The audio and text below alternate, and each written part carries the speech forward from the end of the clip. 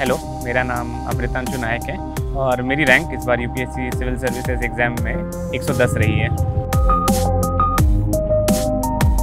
Basically prelims आपका test है reading का, मेंस है आपका राइटिंग का एंड इंटरव्यू है आपका स्पीकिंग एंड कॉम्प्रिहेंशन का। सिविल सर्विसेज एग्जामिनेशन में सबसे इम्पॉर्टेंट है वो है आंसर राइटिंग। सिविल सर्विसेज का एक नियम है कि अगर आप रिवाइज ठीक से नहीं कर पा रहे हैं तो आपको अगर चीज़ें याद नहीं आप उसे रेप्लिकेट नहीं कर पाएंगे आंसर शीट में। अब मेरी स्ट्रैटेजी जो रही रिवीजन के बारे में, एथिक्स का जो पेपर है एक यूनिक एस्पेक्ट ये है कि उसमें कोई भी क्वेश्चन अभी तक रिपीट नहीं होता है। सिलेबस की 5 किताबें जो मैं रेकमेंड करूँगा। अब आते हैं आंसर्स को कैसे इम्प्रूव करें। आप सब कुछ पढ़ने लगते हैं, फिर आपको रियलाइज़ होता है कि आप अपना टाइम थोड़ा सा वेस्ट कर रहे हैं और ये हर एस्पिरेंट के साथ ऐसा ही होता है। पहले आप पूरा एंड टू एंड पढ़ते हैं न्यूज़पेपर एंड धीरे धीरे आपको लगता है कि जो चीज़ें हैं वो सिलेबस के अनुसार नहीं बैठ रही हैं। क्या पढ़ना है न्यूज़पेपर में, यूपीएससी को आप एक एग्ज़ाम की तरह लें। ये आपकी ज़िंदगी का एक पार्ट है बट ये आपकी ज़िंदगी नहीं है। आपके पास सेल्फ डिसिप्लिन है तो कोचिंग की ज़रूरत नहीं है। ये ब्रेक्स एक एस्पिरेंट के लाइफ में उसका मेडिसिन है। इंस्पिरेशनल मूवीज़ अगर देखी है मैंने इस कुछ सालों में, एक तो रही अवतार 2, फिर ओपेनहाइमर। तो सम एक्सटेंट मैंने 12th फेल भी इंजॉय की। विघ्न जब आते हैं सोते से हमें जगाते हैं, तन को झंझोड़ते हैं पल पल, मन को झंझोड़ते हैं पल पल, सतपथ की ओर जगा करी जाते हैं हमें जगा करी। यूपीएससी का ये मैटर है कि मेरे घर में सारे बड़े लोग यूपीएससी से ही बिलोंग करते हैं। I come from a family of civil servants. So एक घर से मोटिवेशन रहा एंड ओवरऑल एक एम था कि पब्लिक सर्विस में आना है। सो इसी वजह से मैंने यूपीएससी को as a career option choose किया। हमारा रिज़ल्ट तो कुछ दिन पहले आया है, तो अप्रैल 1 से मुझे नींद आना बंद हो गई क्योंकि इतना स्ट्रेस हो जाता है, एक साल चल जाता है जब आपका, तो आपको लगता है कि कुछ एक वर्थवाइल हो, हार्डवर्क का कुछ एक रिज़ल्ट मिलना चाहिए। तो लास्ट 2-3 दिन तो काफ़ी स्ट्रेस का माहौल था, तो ना तो मैं कुछ प्रोडक्टिव कर पा रहा था अपने दिन के साथ, और पेरेंट्स का भी एक टेंशन रहता है। वो कभी आपको एक्सप्रेस तो नहीं करेंगे बट उनका भी टेंशन रहता है कि है। एंड एवेंचुअली जब रिज़ल्ट आया एंड वो पीडीएफ में जब मैंने अपना नाम देखा तो बहुत ज़्यादा सेटिस्फैक्शन एंड खुशी महसूस हुई। सबसे पहले किसने देखा था? मैंने ही देखा था। लंच टाइम में आया था, किसी एक व्हाट्सएप ग्रुप में मैंने देखा कि रिज़ल्ट आ गया है एंड पेरेंट्स के मना करते हुए बावजूद भी मैंने उधर ही खोल के देख लिया कि मेरा नाम लिस्ट में प्रेजेंट है या नहीं। मेरी जो तैयारी थी कॉलेज में ही मैंने चालू कर ली थी। 3rd ईयर के एंड से ही मैंने सीरियस पढ़ाई चालू कर ली थी। मैंने एनसीईआरटीज़ कवर कर लिए, फिर स्टैंडर्ड बुक्स हो गए जैसे लक्ष्मीकांत हो गया, स्पेक्ट्रम हो गया, वो सब मैंने कवर किए। काफ़ी सारे आंसर्स लिखे, काफ़ी बार गलत रिव्यू भी मिले उस पर कि ये आपका ठीक नहीं है, वो ठीक नहीं है। और मेरी हैंडराइटिंग भी एक ड्रॉबैक थी क्योंकि मेरी हैंडराइटिंग काफ़ी ख़राब है, तो उसे भी इम्प्रूव करना था। तो काफ़ी ज़्यादा ट्रायल एंड एरर से हुआ, काफ़ी मुश्किलें भी आई। बीच में मैं जॉब में भी था, तो जॉब के साथ भी कई टाइम तक प्रिपरेशन किया एंड सेकेंड अटैम्प्ट के लिए मैंने सोचा कि सब कुछ ऑल इन कर लेते हैं एंड मैंने जॉब से रिज़ाइन कर दिया। एंड जॉब से रिज़ाइन करने के बाद मैंने अपना सारा ध्यान इसी पे ही लगा दिया and eventually results turned out to be good. जो जॉब में मैं था, बेसिकली पहला अटैम्प्ट मैंने इन्वेस्टमेंट बैंकिंग के एक जॉब में था एंड फिर एक मैनेजमेंट कंसल्टिंग फर्म में था।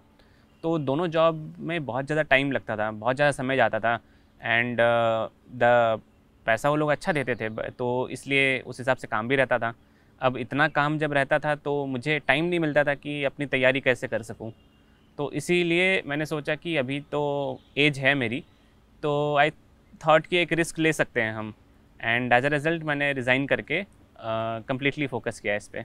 कभी कभी लगता भी था कि थोड़ी सी मतलब लो पॉइंट्स रहते भी थे कि बाकी सब अपने जब कैरियर में आगे बढ़ रहे थे और मैं पढ़ाई कर रहा था, तो थोड़ा लगता था कि इतना टाइम हो गया पढ़ाई कर रहे हैं, कुछ आपको सक्सेस रेट के बारे में पता है कि काफ़ी कम होता है। बट फिर लगा कि नहीं, हम जो भी कर रहे हैं वो वर्थवाइल है एंड इंटरनल मोटिवेशन के चलते ही eventually things worked out. Generally अगर आप इतना वास्ट एग्ज़ाम अगर आप दे रहे हैं तो आपको प्रिपेयर्ड होना पड़ेगा कि आपको हार्डवर्क तो करना ही है एंड जैसे आपने मेंशन किया कि 150 प्लस टॉपिक्स, मल्टीपल बुक्स, वो सबको आपको देखना पड़ेगा सो दैट आपका कोई पार्ट छूटे नहीं। You should cover everything, start से एंड तक आपको कवर करना है। तो ऑन एन एवरेज मैम मैं दिन का 8 से 10 घंटे पढ़ाई करता था एंड उस हिसाब से सब्जेक्ट टाइमिंग डिवाइड करता था in the order of importance. And उसके बाद जब एग्ज़ाम सर पे हैं तब तो पढ़ाई 12-13 घंटा, कभी कभी 14-15 घंटे भी हो जाती थी।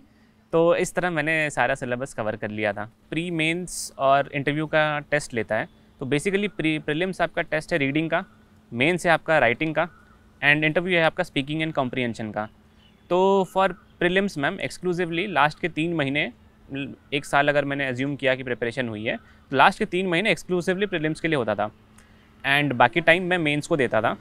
एंड इंटरव्यू की तैयारी मैम चालू होती है आफ्टर मेंस का रिज़ल्ट निकलता है, बिकॉज उस टाइम ही कैंडिडेट्स को पता चलता है कि वो दे रहे हैं या नहीं दे रहे हैं। जो कैंडिडेट्स दे रहे हैं, जैसे मेरे जैसे, उन्होंने इंटरव्यू की तैयारी चालू कर ली by attending mock sessions, current affairs को ब्रशअप करना चालू किया एंड बेसिकली जो भी उन्होंने प्री और मेंस में पढ़ रखा था उन्होंने उसको एनालाइज़ किया एंड ट्राई किया कि ओपिनियंस अपने डेवलप कर सके जो कि आप पैनल के सामने बोल सकें एंड उसको डिफेंड कर सके ढंग से। सो ये रहा मोटा मोटा। आंसर राइटिंग, अगर एक चीज़ अगर मैं बोलूँ कि जो सिविल सर्विसेज एग्जामिनेशन में सबसे इंपॉर्टेंट है वो है आंसर राइटिंग। क्योंकि अगर आप रेगुलरली नहीं लिख रहे हैं, आप एग्ज़ाम में इतने टाइम प्रेशर के अंदर 20 आंसर्स या अराउंड 50-60 पेजेस आप नहीं लिख पाएंगे टाइम के अंदर, which will heavily impact your marks. तो आंसर राइटिंग मैंने मैम डे 1 से ही मैंने चालू कर लिया था। एक क्वेश्चन से चालू किया, फिर 5 क्वेश्चन हुए, एवेंचुअली 10 क्वेश्चन हुए and eventually complete test papers मैं लिखना चालू कर लिया। अब आते हैं आंसर्स को कैसे इंप्रूव करें। आंसर्स को इंप्रूव करने के मैम कुछ ही तरीके हैं। पहले रहा कि आप अपना कंटेंट बढ़ाइए। कंटेंट आपको अगर बढ़ाना है, आप कहीं किताबें देख सकते हैं, आप करंट अफेयर मैगजीन देख सकते हैं, आप अपने मेंटर से बात कर सकते हैं कि कैसे करें। और दूसरा है प्रेजेंटेशन, जो कि आपकी आंसर कैसे लिख रहे हैं, उसमें वर्ड्स कैसे यूज़ कर रहे हैं, डायग्राम्स है या नहीं, फैक्ट्स है कि नहीं, डेफिनेशंस है कि नहीं। वो धीरे धीरे अगर आप ठीक से आंसर कर रहे हैं और आपके फीडबैक्स अगर आप सीरियसली ले रहे हैं तो एवेंचुअली आंसर्स अच्छे बन जाते हैं। अगर आप लिख रहे हैं, इसमें 2 टाइप के आंसर्स आप लिखते हैं यूपीएससी में। एक तो रहा आपके जीएस पेपर के आंसर आप लिखेंगे और दूसरा रहे आपके ऑप्शनल के आंसर आप लिखेंगे। अब जीएस पेपर के जो आंसर रहे उसमें आपको क्वेश्चन के डिमांड्स आपको देखने हैं कि क्वेश्चन क्या पूछ रहा है। जनरली एक 10 मार्क के क्वेश्चन में जनरली 2 पार्ट होते हैं, तो आपको 2 पार्ट सफिशिएंटली 2 पेज के अंदर आपको आंसर करने हैं एंड मोस्टली पॉइंट वाइज में करने हैं एंड आपको थोड़े बहुत डाटा भी देने हैं सो दैट आप अपने आर्ग्यूमेंट सपोर्ट कर पाओ। एंड उसके साथ अगर डेफिनेशंस एंड डायग्राम्स अगर आप दे रहे हो वो फर्दर आपकी आंसर्स को बूस्ट अप करता है। अब आते हैं ऑप्शनल की आंसर राइटिंग के लिए। ऑप्शनल में मैम थोड़ा सा आपको और डिटेल लिखना पड़ता है आंसर, क्योंकि इधर पॉइंट वाइज अगर आप लिखेंगे तो मोस्ट ऑफ द केसेस में नहीं चलता है वो।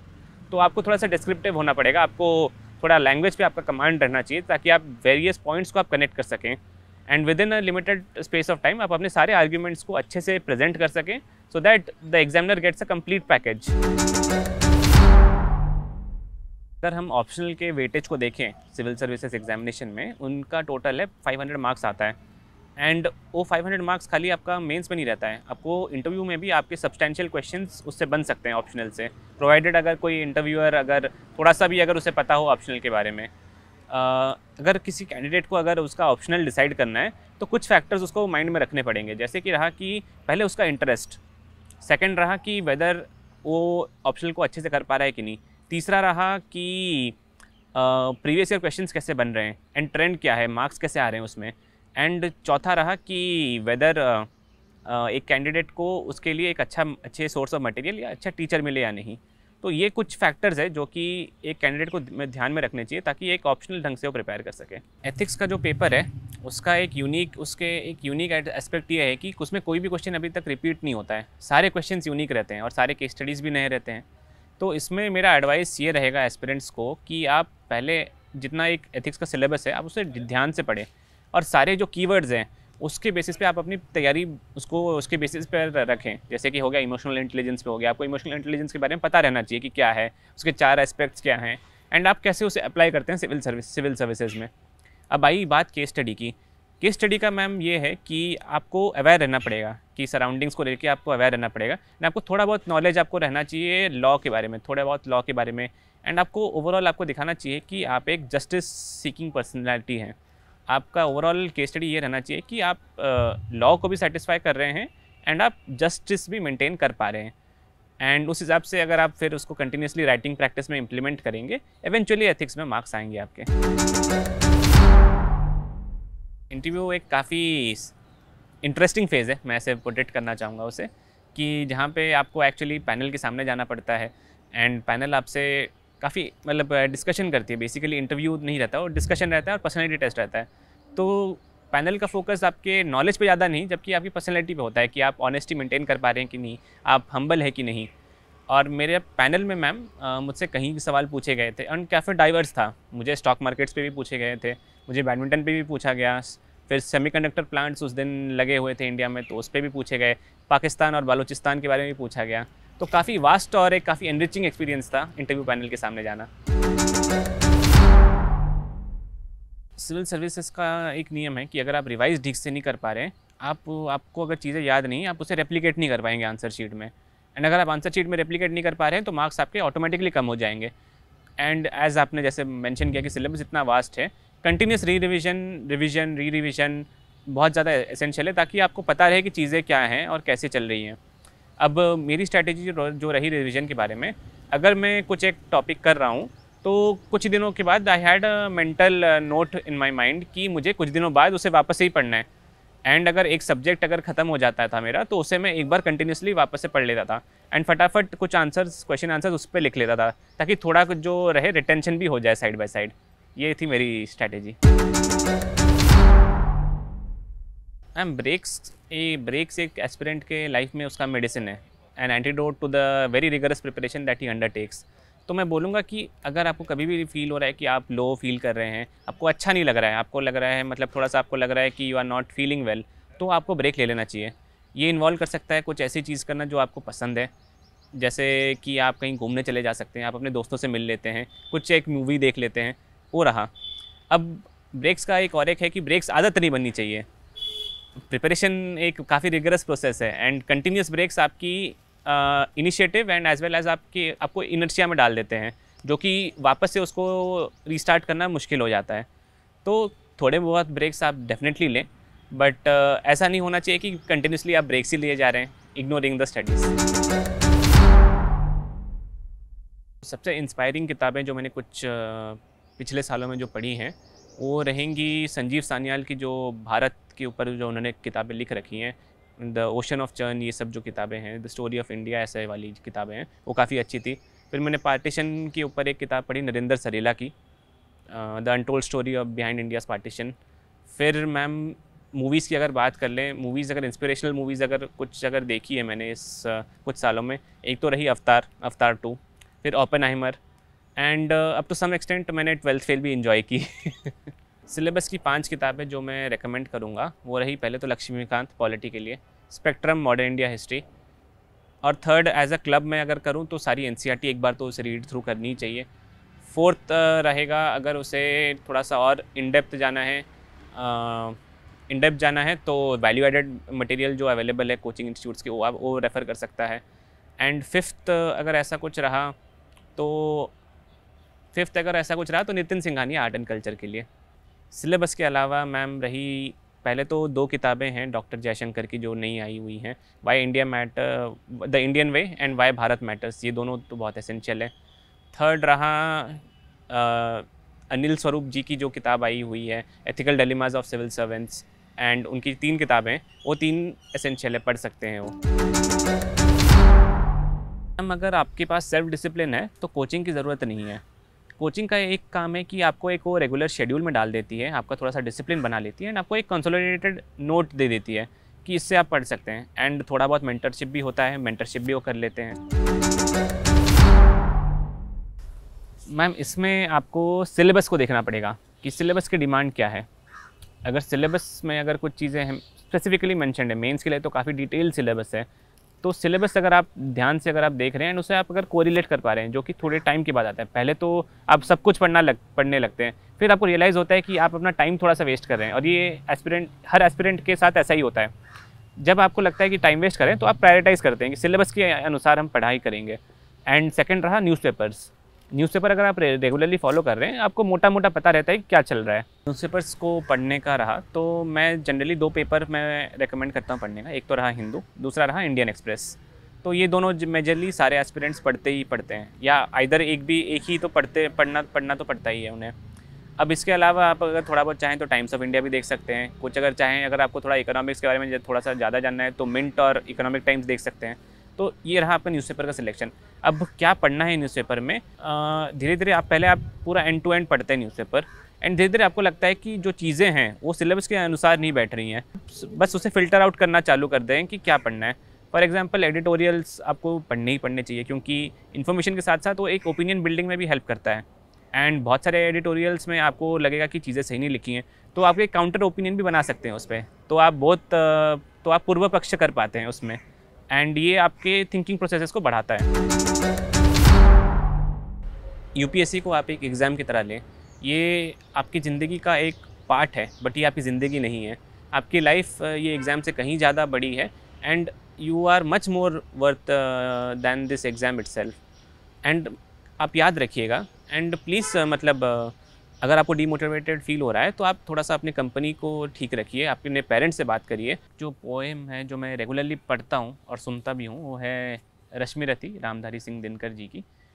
तो उसमें से एक पंक्ति जो मुझे काफ़ी अच्छी लगती है वो ये कि विघ्न जब आते हैं सोते से हमें जगाते हैं, तन को झंझोड़ते हैं पल पल, मन को झंझोड़ते हैं पल पल, सतपथ की ओर जगा करी जाते हैं हमें जगा करी। तो यही एक लाइन थी जो मुझे लगा कि काफ़ी ऑब्स्टेकल जब आती हैं तो आई थॉट कि ये काफ़ी इंस्पिरेशनल है कि व्हेनेवर डिफ़िकल्टीज़ आती हैं, ठीक है, आपको सही रास्ते पे ही वो जगा के जाती हैं।